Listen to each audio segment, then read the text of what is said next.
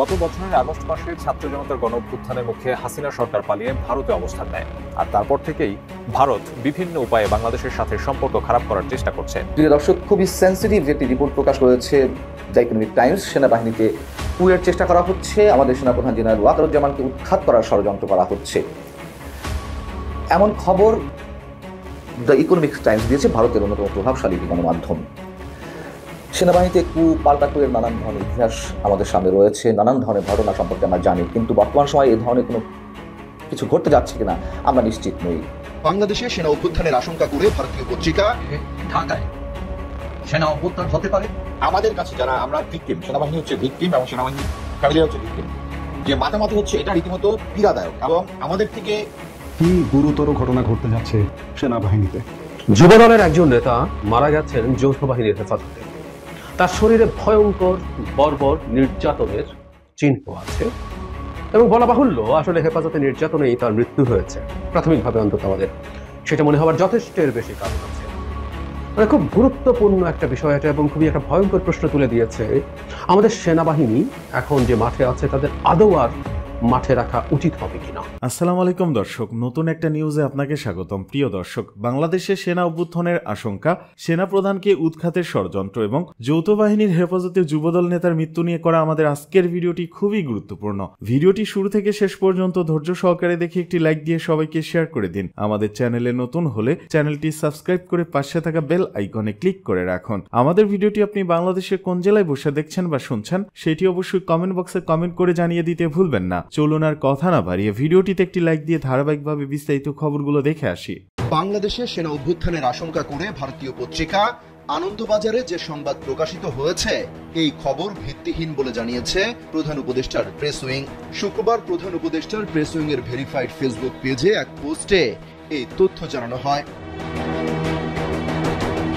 এতে বলা হয়, ভারতীয় গণমাধ্যম যে কৌশল ব্যবহার করছে তা শেখ হাসিনাকে সমর্থন করার জন্য পরিচিত। পাশাপাশি ভারতের মাধ্যমে যারা জুলাই ও আগস্ট মাসে স্বৈরাচারী শাসনের অবসান ঘটিয়েছে সেই বাংলাদেশি জনগণ এবং প্রতিষ্ঠানগুলোকে অপদস্থ করার চেষ্টা করছে তারা। এতে উল্লেখ করা হয়, তারা ভুল তথ্য ব্যবহার করে যেমন দেশের অভ্যন্তরে বিভক্তি সৃষ্টির চেষ্টা করছে, তেমন তাদের প্রকৃত বন্ধু এবং সহযোগীদের মধ্যে বিভক্ত করার চেষ্টা করছে। তারা যে তথ্যগুলো প্রচার করছে সেগুলো পুরো বানোয়াট, যার কোনো তথ্য প্রমাণ নেই। বেনামি ব্যক্তিদের বরাতে তথ্য প্রচার করে মুখরোচক করে ছড়িয়ে দিচ্ছে। প্রেস উইং জানায়, বাংলাদেশ সেনাবাহিনী সম্পর্কে তাদের গল্পের বাস্তবতার কোনো ভিত্তি নেই, যেমনটা কোনো বলিউড রোমান্টিক কমেডিতেও থাকে না। আপনাদের অবশ্যই সিদ্ধান্ত নিতে হবে যে আপনারা সাংবাদিকতা অনুশীলন করবেন বিশ্বে যা ঘটছে তার প্রমাণ সংগ্রহের উপর ভিত্তি করে, নাকি বন্ধুত্বপূর্ণ প্রতিবেশী সার্বভৌমত্ব ও মর্যাদা ক্ষুণ্ণ করার প্রচারণার অংশ হিসেবে ক্ষতিকর কল্প কাহিনী প্রচার করবেন। এর আগে বৃহস্পতিবার সেনা অভ্যুত্থান ঢাকায় নজর দিল্লির শিরোনামে একটি সংবাদ প্রকাশ করে আনন্দবাজার পত্রিকা অনলাইন। সেখানে ধারণা ভিত্তিতে দাবি করা হয়, সেনাবাহিনীর একটি অংশ বাহিনীটির দখল নিতে সক্রিয় হয়ে উঠেছে। পাশাপাশি ভারতের ধারণা বাংলাদেশে সেনা অভ্যুত্থানের অবস্থা তৈরি হতে পারে। প্রিয় দর্শক, খুবই সেন্সিটিভ একটি রিপোর্ট প্রকাশ করেছে দ্য ইকোনমিক টাইমস। সেনাবাহিনীতে কুয়ের চেষ্টা করা হচ্ছে, আমাদের সেনাপ্রধান জেনারেল ওয়াকারুজ্জামানকে উৎখাত করার ষড়যন্ত্র করা হচ্ছে, এমন খবর দ্য ইকোনমিক টাইমস দিয়েছে, ভারতের অন্যতম প্রভাবশালী একটি গণমাধ্যম। সেনাবাহিনীতে পাল্টা কুয়ের নানান ধরনের ইতিহাস আমাদের সামনে রয়েছে, নানান ধরনের ঘটনা সম্পর্কে আমরা জানি, কিন্তু বর্তমান সময়ে এই ধরনের কোনো কিছু ঘটতে যাচ্ছে কিনা আমরা নিশ্চিত নই। তবে যে ধরনের রিপোর্ট ভারতের গণমাধ্যমগুলোতে প্রকাশ হচ্ছে, ইকোনমিক টাইমস এই রিপোর্টটি বেশ কয়েকদিন আগে প্রচার করেছে, 26শে জানুয়ারি। তারপরে এসে 30শে জানুয়ারি আনন্দবাজার এই ধরনের একটি রিপোর্ট প্রকাশ করেছে। এর কোনোটির প্রতিবাদ প্রধান উপদেষ্টা প্রেস উইং থেকে এসেছে, কোনোটির বিরুদ্ধে কোনো প্রতিবাদ আমাদের চোখের সামনে পড়েনি। কেন পড়েনি সেটাও আমি ঠিক বলতে পারবো না। দ্য ইকোনমিক টাইমস যেটি বলছে যে প্রতিবেশী দেশ অর্থাৎ বাংলাদেশে ইসলামপন্থী এবং প্রগতিশীলদের মধ্যে চলমান সংঘর্ষের মধ্যে বাংলাদেশ সেনাবাহিনীতে একটি সম্ভাব্য অভ্যুত্থান নিয়ে গুঞ্জন চলছে। সেনাবাহিনীর একজন শীর্ষ কর্মকর্তা, যার নাম এখানে উল্লেখ করা হয়েছে, আমি উল্লেখ করছি না সঙ্গত কারণেই, বলা হচ্ছে ওই শীর্ষ কর্মকর্তা সেনাবাহিনীর লাগাম নেওয়ার ষড়যন্ত্র করতে পারেন। এখন এইগুলো যে রিপোর্ট আকারে প্রকাশ হচ্ছে, এর পিছনে উদ্দেশ্য নানান ধরনের থাকতে পারে, হতে পারে আমি জানি না যে তারা আসলেই কোনো সোর্স থেকে এই ধরনের তথ্য পেয়েছে কিনা। আবার এগুলো ইচ্ছাকৃত করে সেনাবাহিনীর মধ্যে বিভাজন সৃষ্টির একটা চেষ্টা থাকতে পারে। সন্দেহের বীজ ঢুকিয়ে দেওয়ার চেষ্টা থাকতে পারে। তবে তারা যেভাবে উল্লেখ করছে মোটামুটি মনে হচ্ছে যে এরকম একটা সত্যতা অবশ্যই রয়েছে। এখানে বলা হচ্ছে যে ওই শীর্ষ সেনা কর্মকর্তা গত সপ্তাহে নাকি পাকিস্তানের গোয়েন্দা সংস্থা ISI এর প্রধান ঢাকা সফর করে গেছেন। সেই সময় তিনি তার সঙ্গে বৈঠকও করেছেন। এমনকি সেনাবাহিনীর বিভিন্ন সূত্রগুলো নাকি ইকোনমিক টাইমসকে জানাচ্ছে যে তিনি বাংলাদেশের সেনাবাহিনীর গোয়েন্দা দপ্তর বা গোয়েন্দা যে শাখা সেটির সমর্থন নিয়ে আরও চেষ্টা করছেন। আমাদের সেনাপ্রধান সম্পর্কে তো দুটি গ্রুপ দাঁড়িয়ে গেছে, একটি তার পক্ষে একটি বিপক্ষে দেশের অভ্যন্তরেই। সেই জায়গা থেকে তারা যেমন একটি পক্ষ নিয়ে তার সম্বন্ধে যে ন্যারেটিভ আমাদের সামনে উপস্থাপন করছে ইকোনমিক টাইমস, সেখানে বলা হচ্ছে যে বর্তমান সেনাপ্রধান জেনারেল ওয়াকারুজ্জামান আদর্শগতভাবে একজন মধ্যপন্থী ভারতের প্রতি অনুকূল মনোভাব তিনি পোষণ করেন এবং সেনাবাহিনীকে বাংলাদেশের স্থিতিশীলতার জন্য গুরুত্বপূর্ণ প্রতিষ্ঠান হিসেবে অবস্থান করে দেশটির একটি পূর্ণাঙ্গ ইসলামপন্থী অধিগ্রহণকে প্রতিরোধ করছেন। 5 আগস্টের পর দেশে একটা শক্তিশালী ইসলামী ফোর্স দাঁড়িয়ে যাওয়ার চেষ্টা করছে, এটুকু আমরা জানি। মৌলবাদী একটি গোষ্ঠীর আস্ফলন আমরা বিভিন্নভাবে উপলব্ধি করতে পারছি। এটা মিথ্যা কিছু নয়, এটা গুজব কিছু নয়। নানান ধরনের ঘটনা ঘটছে দেশে এবং সেটি প্রতিরোধ করার জন্য জেনারেল ওয়াকারুজ্জামান চেষ্টা করছেন। সেটি হয়তো কারোর জন্য চক্ষুশূল হয়ে দাঁড়িয়েছে। আমাদের সেনাপ্রধান নিয়ে আমি যেটা বলছিলাম যে পক্ষ বিপক্ষ নানান ধরনের মন্তব্য বলি বা রিউমার বলি, নানান ধরনের অনেক কিছু ছড়িয়ে দেওয়ার চেষ্টা করা হচ্ছে। 5 আগস্টে যখন ছাত্র জনতার গণ অভ্যুত্থানের মুখে শেখ হাসিনা পালিয়ে গেলেন, এটা সেনাপ্রধান জানতেন। এটা নানানভাবে নানান দায়িত্বশীল মুখ থেকে বেরিয়ে এসেছে এবং এমনকি আমাদের প্রধান উপদেষ্টার মুখ থেকেও বেরিয়ে এসেছে। তো সেনাপ্রধান যদিও তখন তা অস্বীকার করেছিলেন প্রথম পর্যায়ে যে তিনি জানতেন না যে শেখ হাসিনা পালিয়ে যাচ্ছেন।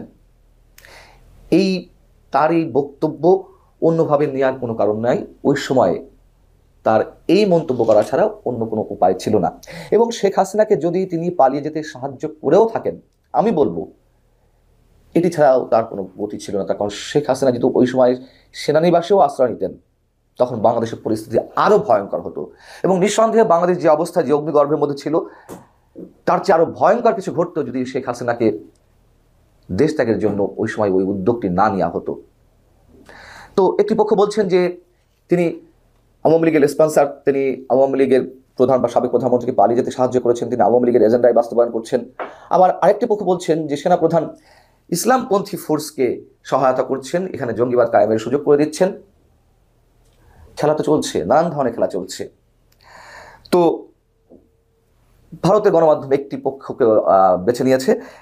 সেই জায়গা থেকে বলা হচ্ছে যে সেনাপ্রধানকে উৎখাতের ষড়যন্ত্রকারী বা সেনাবাহিনীতে কু ঘটাতে যাওয়ার যে শীর্ষ কর্মকর্তা, তিনি আরও একটি বিশেষ শক্তি কেন্দ্রের নেতৃত্ব দিচ্ছেন এবং সেই শক্তি কেন্দ্রের কথাও আমি এখানে উল্লেখ করতে চাচ্ছি না, এতে সেখানে উল্লেখ রয়েছে রিপোর্টটিতে। আমাদের প্রধান উপদেষ্টার প্রেস উইং থেকে তীব্র প্রতিবাদ জানানো হয়েছে আনন্দবাজারে 30 জানুয়ারি যে প্রতিবেদনটি প্রকাশ করা হয় সেই সংবাদের। সেখানে সংবাদটির শিরোনাম ছিল সেনা অভ্যুত্থানের চেষ্টা, দিল্লির নজর। পরবর্তীতে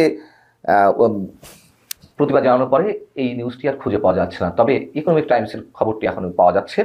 প্রধান উপদেষ্টার প্রেস উইং থেকে যেটি বলা হয়েছে যে ভারতীয় গণমাধ্যম আনন্দবাজার বাংলাদেশের সেনাবাহিনীর অভ্যুত্থান নিয়ে যে সংবাদ পরিবেশন করেছে তা সম্পূর্ণ মিথ্যা, বানোয়াট এবং সিনেমার কল্পকাহিনীর মতন। যুবদলের একজন নেতা মারা গেছেন যৌথ বাহিনীর হেফাজতে। তার শরীরে ভয়ঙ্কর বর্বর নির্যাতনের চিহ্ন আছে এবং বলা বাহুল্য আসলে হেফাজতে নির্যাতনেই তার মৃত্যু হয়েছে। প্রাথমিকভাবে অন্তত আমাদের সেটা মনে হওয়ার যথেষ্টের বেশি কারণ আছে। মানে খুব গুরুত্বপূর্ণ একটা বিষয় এটা এবং খুবই একটা ভয়ঙ্কর প্রশ্ন তুলে দিয়েছে। আমাদের সেনাবাহিনী এখন যে মাঠে আছে তাদের আদৌ আর মাঠে রাখা উচিত হবে কিনা, খুবই গুরুত্বপূর্ণ প্রশ্ন। এর আগে আরো দু একটা ইস্যু আমি একটু একত্র করে কথা বলতে চাই। প্রথম হেডলাইন এরকম, বাবার কুলখানির আগে রাতে আটক যুবদল নেতার সকালে মৃত্যু, শরীরে নির্যাতনের চিহ্ন। উনি একজন যুবদল নেতা ছিলেন। আমি একটু রিপোর্টে যা বলা হয়েছে একটু পড়ি, আপনারা অনেকে হয়তো পড়েননি বা জানেন না। আমি একটু দীর্ঘ হলেও কিছু কথা বলতে চাই, কারণ এর মধ্যে অনেকগুলো খুঁটিনাটি আছে যেগুলো আমাদের একটু জানা দরকার পরবর্তী বিশ্লেষণের জন্য। কুমিল্লার অতিরিক্ত পুলিশ সুপার বলছেন শুক্রবার বেলা 11টার দিকে সেনাবাহিনীর পক্ষ থেকে থানা পুলিশকে বলা হয় তৌহিদুল ইসলামকে নেওয়ার জন্য। তখন পুলিশের কাছে তৌহিদুলকে হস্তান্তর করা হয়, তখন তিনি অচেতন অবস্থায় ছিলেন। পরে হাসপাতালে নেওয়ার পর চিকিৎসক তাকে মৃত ঘোষণা করেন। তাকে কেন আটক করা হয়েছিল, তিনি কিভাবে মারা গেলেন সেটি এখনই বলা যাচ্ছে না। তারা বলছেন যে তারা জানার চেষ্টা করছেন, ময়নাতদন্তের পর জানা যাবে। ঘটনার বর্ণনা দিয়ে তৌহিদুল ইসলামের ভাই সাদিকুর রহমান প্রথম আলোকে বলেন, বৃহস্পতিবার দিবাগত রাতে তার বাবার কুলখানির আয়োজন নিয়ে কাজ করছিলেন। 2:30টার দিকে সেনাবাহিনীর সদস্যরা বাড়িতে আসেন। তার সঙ্গে পুলিশের পোশাক পরা কাউকে দেখেননি, তবে সাদা পোশাকে 5 জন যুবক ছিলেন। বাড়িতে প্রবেশ করেই তারা তৌহিদুলকে আটক করেন। এরপর সবার কাছ থেকে মুঠোফোন কেড়ে নেন। ঘরে ব্যাপক তল্লাশি করেন, তবে কিছু পাওয়া যায়নি। তৌহিদুলকে আটকের কারণ জিজ্ঞেস করার কোনো উত্তর দেয়নি। এক পর্যায়ে তাকে গাড়িতে করে নিয়ে যান। শুক্রবার সকালে আবারও সেনাবাহিনীর সদস্যরা বাড়িতে এসে ব্যাপক তল্লাশি করেন উল্লেখ করে সাদিকুর রহমান বলেন, তখনও কিছু বলেননি। সকালেও তৌহিদুল তাদের গাড়িতে ছিলেন, কিন্তু গাড়ি থেকে নামানো হয়নি। দূর থেকে তাকে নিস্তেজ মনে হয়েছিল। সাদিকুর রহমান বলেন, শুক্রবার বেলা 12:15টার দিকে কোতোয়ালি মডেল থানার পুলিশ অন্য ব্যক্তির ফোনের মাধ্যমে জানা যায় দ্রুত কুমিল্লা মেডিকেল কলেজ হাসপাতালে যেতে। আসার পরে ওনারা দেখেন যে তৌহিদুল আর নেই। তার কোমর থেকে পায়ের নিচ পর্যন্ত এমনভাবে পিটিয়ে নির্যাতন করা হয়েছে যে কালো ফোলা জখমের চিহ্ন রয়েছে। পেট, বুক, পিঠ বা গলা সহ শরীরের বিভিন্ন অংশে শুধুই নির্যাতনের চিহ্ন। তৌহিদুল ইসলামের বিরুদ্ধে মামলা তো দূরের কথা, একটা জিডিও নেই বলে তারা বলছেন। পাশের একটি পরিবারের সঙ্গে তাদের জমি জমা নিয়ে বিরোধ ছিল এবং সেই বিরোধের প্রশ্নে মিথ্যা অভিযোগ হতে পারে সেটা তারা ধারণা করছেন। মর্মান্তিক ব্যাপার, প্রত্যেকটা মৃত মানুষেরই পরিবার থাকে, তৌহিদুলেরও আছে। তার স্ত্রী এবং 4টা কন্যা আছে। তার স্ত্রী বলছেন, আমার 4টা মেয়ে এখন ছোট, আমি এখন কি করব? মেয়েগুলোকে নিয়ে কিভাবে বাঁচবো? আমার স্বামী তো কোনো অপরাধ করেনি, তাহলে কেন স্বামীকে তুলে নিয়ে এভাবে হত্যা করা হলো? 23 সালের পাঁচতপি ইউনিয়নের যুবদলের আহ্বায়ক হিসেবে কাজ করছেন, ইত্যাদি ইত্যাদি। এর পরের যাবতীয় কথাবার্তা আমারগুলোর আর আপাতত প্রয়োজন নেই। হেফাজতে বিভৎস টর্চারের শিকার হয়েছেন এবং সেটা জখমের চিহ্ন সারা শরীরে আছে। এবং সেনাবাহিনী পুলিশের কাছে তাকে যখন হস্তান্তর করেন তখনই তিনি অচেতন ছিলেন, সম্ভবত তখনই তিনি আসলে মৃতই ছিলেন। পুলিশ যখন তাকে হসপিটালে নিয়ে যায় সেখানে তাকে মৃত ঘোষণা করা হয়। আমি আসবো এই জায়গায়, তার আগে আরো 2টো ঘটনা। আমরা বনানীতে একবার কিছুদিন আগে, তারিখটা হচ্ছে 22 জানুয়ারি, খুব অল্প সময় আগেই, ঢাকায় ডাকাতির প্রস্তুতিকালে 2 সেনা সদস্য সহ 4 জন গ্রেফতার। মানে ওয়ার্কিং সেনা সদস্য ডাকাতির প্রস্তুতিকালে ধরা পড়েছেন, তাদেরকে সেনাবাহিনীর কাছে হস্তান্তর করা হয়েছে। তো কাজ করছেন এমন সেনা সদস্য ডাকাতির প্রস্তুতি নিচ্ছেন। অ্যাট দ্য সেম টাইম যোগ করতে চাই, এটা হচ্ছে 13 অক্টোবর সেনা ও র্যাবের পোশাক পরে ডাকাতির ঘটনায় গ্রেফতার 8। মাঠে যেহেতু সেনাবাহিনী আছে, সেনাবাহিনীর পোশাক পরা যায় এবং সেনাবাহিনীর পোশাক পরে যে কোনো কিছু করার চেষ্টা করা যেতে পারে। আমরা একটা জিনিস প্রাথমিকভাবে মনে রাখবো, আমি এই নির্যাতনের ঘটনায় আসছি পরে। এই যে ডাকাতি করার চেষ্টা করা হচ্ছে বা 2 জন ডাকাতি করছেন যারা জেনুইনলি সেনা সদস্য ছিলেন, কিন্তু এই যে পোশাকটা, আমাদের আগে সেনা সদস্যরা সিভিল কাজে এসছেন, বাহিনীর কাজে এসেছেন, র্যাবে যখন এসছেন, একটা জিনিস আমাদের মাথায় রাখতে হবে, সেই সময় তাদের একটা ভিন্ন পোশাক পরে তারা থাকেন, একটা কালো রঙের পোশাক, যেটা পাল্টানোর কথা বলছে। সেনাবাহিনীর পোশাক পরে মানবাধিকার লঙ্ঘন সহ আরো নানা অনিয়মে তখন কেউ জড়ায়নি। র্যাব জড়িয়েছে, সেনাবাহিনীর সদস্যরাও জড়িয়েছেন বিভিন্ন পর্যায়ের, কোনো সন্দেহ নেই, কিন্তু সেনাবাহিনীর পোশাক পরে সেটা হয়নি। তো এই যে পোশাকের একটা সম্মান আছে, আমাদের সেনাবাহিনীর যে কমব্যাট যে ড্রেসটা আছে, সেই ড্রেসটাকে এইভাবে কলঙ্কিত বা কুলুষিত করা হয়নি। এখন যখন ডাকাতি করতে যাচ্ছেন অথবা ওই পোশাক পরে ডাকাতি করতে যান, দিনের শেষে এই পোশাকটা খুব ভয়ঙ্কর প্রশ্নের মুখে হয়। একই কথা প্রযোজ্য এখন এই যে তৌহিদুলকে নেওয়া হলো, সেনাবাহিনীর পোশাক পরে যৌথ বাহিনী ধরে নিয়ে গেল, টর্চার করলো, মারা গেল তৌহিদুল। আমি জানি না সেনা সদস্যদের বিরুদ্ধে কি ধরনের মামলা করা যায়, কিন্তু আমরা দেখতে খুব পছন্দ করতাম যে আমাদের হেফাজতে নির্যাতন এবং মৃত্যু নিবারণ আইন 2013 যে আছে, তার অধীনে তাদের বিরুদ্ধে মামলা করা যায় কিনা। সরকার এরকম একটা মামলা করলে সরকারের সদিচ্ছার প্রমাণ দেখতে পেতাম। আমি কিন্তু আসলে নিশ্চিত নই। এখন এই প্রশ্নটা আসলে খুব সিরিয়াসলি ওঠা দরকার, সেটা হচ্ছে সেনাবাহিনীকে কি আর মাঠে রাখা উচিত? জরুরি প্রশ্ন। আমাদের মনে আছে নিশ্চয়ই, এই সরকার যখন দায়িত্ব নেয় তখন পুলিশ ছিল না, এবং যে কজন পুলিশও ছিল তারা আসলে কাজ করছিলেন না। দেশ একেবারে একটা ভয়ঙ্কর নৈরাজ্যের দিকে চলে যাচ্ছিল। তখন আমি নিজেও তাদেরকে ক্লিয়ারলি বলেছিলাম, আমার অপিনিয়নও ছিল সেনাবাহিনীকে মাঠে রাখা এবং তাদেরকে ম্যাজিস্ট্রেসি ক্ষমতা দেয়া। আমিও সেটার পক্ষে ছিলাম এবং সেই আপৎকালীন সময় ওটা সঠিক সিদ্ধান্ত বলে মনে করি। আজ 6 মাস পার হয়েছে, এখন আসলে এটা ভাবতে হবে দীর্ঘদিন সেনাবাহিনীকে মাঠে আর রাখা উচিত হবে কিনা। একটা কথা আমাদের মনে রাখা দরকার, আমি র্যাব বাহিনীটাকে বিলুপ্ত করার পেছনে একটা খুব সিরিয়াস যুক্তি আমার পক্ষ থেকে যেটা মনে হয় সেটা হচ্ছে, আমরা কখনো, এটা আমাদের উচিত হবে না দেশের অভ্যন্তরের আইন শৃঙ্খলা রক্ষার কাজ সেনাবাহিনীকে দেয়া। আমরা সশস্ত্র বাহিনী এভাবে বলি, সেনা, বিমান, নৌ, যে বাহিনী হোক না কেন, এমনকি বিজেপিকেও দেয়া কখনোই উচিত নয়। কারণ হচ্ছে আইন শৃঙ্খলা রক্ষা একটা বিশেষ দক্ষতা, সেই দক্ষতা পুলিশকেই ট্রেনিং দিয়ে করতে হয়। পুলিশের কাজই হচ্ছে রাষ্ট্রের নাগরিক, নিজ রাষ্ট্রের নাগরিকদের সাথে তার যাবতীয় কর্মকাণ্ড, সে যদি কাউকে নিবৃত্ত করতে হয়, এমনকি গুলি যদি করতে হয়, সেটা নিজ রাষ্ট্রের মানুষের প্রতি গুলি। কিন্তু আমাদের সেনাবাহিনী, সশস্ত্র বাহিনী বা এমনকি বিজেপি, তার বন্দুকের নল তাক করা থাকে শত্রুর দিকে। সুতরাং তার ইনস্টিংক্ট ভিন্ন, তার গুলি করার ইনস্টিংক্ট ভিন্ন। ও গুলি করবে মানুষকে হত্যা করার জন্য।